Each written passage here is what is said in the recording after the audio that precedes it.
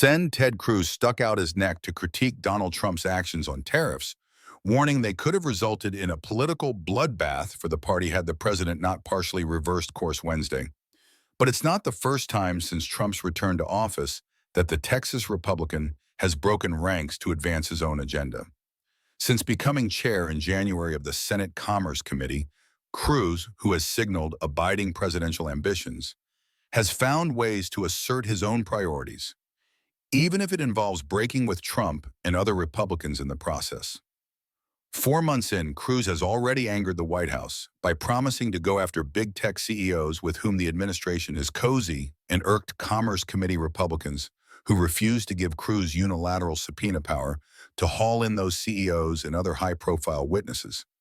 He has pledged to pursue bipartisan priorities on the traditionally cooperative panel, like aviation safety legislation, reauthorization of the U.S. Coast Guard, and standardizing rules for how college athletes are paid. But Cruz has also presided over cross-the-aisle shouting matches, prompting the panel's top Democrat, Senator Maria Cantwell of Washington, to bemoan, "I don't want to turn into the House." His decision to venture some criticism of Trump's trade war, despite the president's efforts to clamp down on public opposition from within the party, was another sign of Cruz's swashbuckling pursuit of his agenda, however uncomfortable. "I am doing everything I can to urge the president to listen to the voices of the angels and not the devils," said Cruz, adding that he engaged with the White House on the matter and was in frequent contact with Trump. It all adds up to the conclusion that Cruz could be preparing to make another go for the White House in 2028 after finishing as runner-up to Trump in 2016.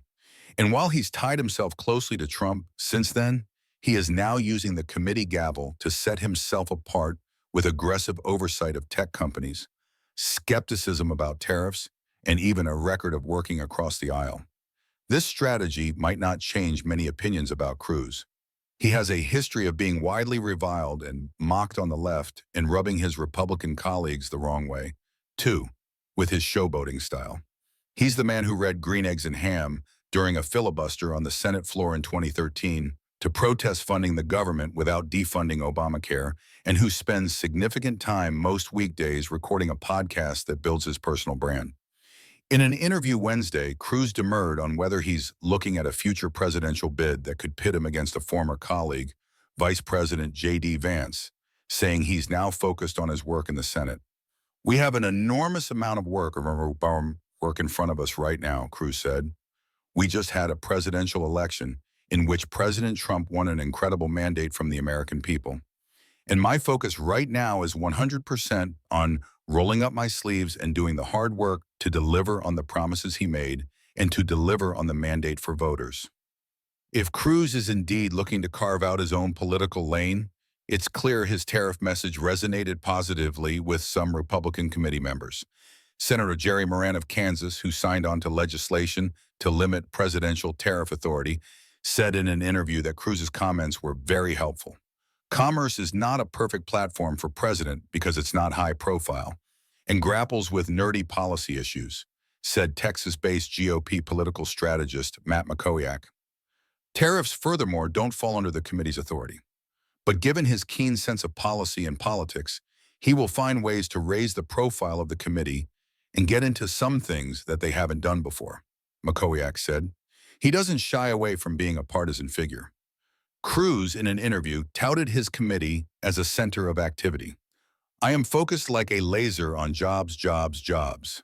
The Senate Commerce Committee has jurisdiction over roughly 40% of the U.S. economy. There are very few positions in all of government that can have a greater impact than chairman of the Senate Commerce Committee. He said he plans to do that in part by developing policies to help America to lead in the development of artificial intelligence and to reap the productivity and job creation benefits that will come from that. To get those things done, though, Cruz will need cooperation from committee members, and he has frequently pursued a go-it-alone approach that hasn't always gone smoothly. Cruz's efforts to get his colleagues to give him unchecked subpoena power earlier this year backfired when Republicans chafed at this suggestion. They break with long-standing precedent and give their chair the ability to compel witness testimony and documents without first securing a full committee vote. The White House also didn't want committee Republicans to give Cruz more power, fearing he planned to use his blanket privileges to haul in major tech companies with which the administration has had a rapport. In interviews with multiple GOP committee members at the time of the conflict, none sided with Cruz over Trump, either saying they would be open to hearing the White House out or declining to comment. Senator Deb Fischer, or Narneb, would only say "we'll see" when asked if she supported Cruz in his quest. Cruz defended himself in an interview, saying he still plans to crack down on big tech with all the tools at his disposal. "I view big tech censorship as the single greatest threat to free speech in America and the single greatest threat to free and fair elections in America. We're going to engage in vigorous oversight, and if there is resistance, the committee will use compulsory processes to enforce compliance." When asked to explain the breakdown earlier this year, Cruz deferred to the White House, which did not respond to a request for comment. Another flashpoint on the committee could be over allowing the federal government to auction off wireless airwaves for commercial use. Cruz argues it will create jobs and keep America competitive with China, while Pentagon officials and some GOP lawmakers call it a national security risk. But Cruz is calibrating where he breaks with Trump and where he works to endear himself to the president. Early commerce hearings this year were designed to bolster Trump's arguments for taking control of Greenland and the Panama Canal. He also presided over the panel's advancement of legislation championed by First Lady Melania Trump that would crack down on AI-generated revenge porn, which has since passed the Senate and could soon clear the House. And many Republicans are happy with Cruz's leadership. Senator Tim Sheehy, or Monteshon, a new member of the panel, pointed to his snappy sense of humor, while Senator Cynthia Lummis called him a breath of fresh air. Some Democratic committee members are eager to find common ground with Cruz, too. "Ted and I get along well," said Senator Brian Schatz, DE, Hawaii. "His move on the subpoenas was an unforced error. But other than that, there are always opportunities in commerce to work in a bipartisan way."